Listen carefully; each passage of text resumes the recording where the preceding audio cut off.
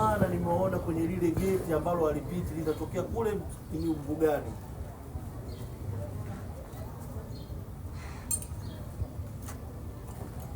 Sasa mimi naona ni vema Lama angefanya ujuzi ili wale pale waendelee na mpango wao ule ule. Alafu sisi tutakutana nao plani ya mwisho. Huyu iko sawa. Huyu iko sawa. Sawa, mimi niko tayari kuruhusu mchomo.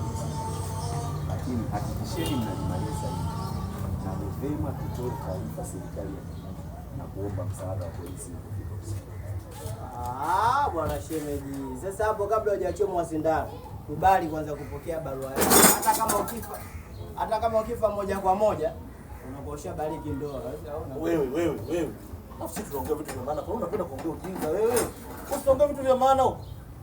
Bwana, hilo swala unazungumza liko sawa kabisa. Tutaenda serikali ya kijiji, watatugia polisi. Alafu tugia polisi sisi ndio tunafanya kazi yao. Meisha, bora swali bakie hivyo. Sawa, tulifanyie kazi. Shikaji. 58.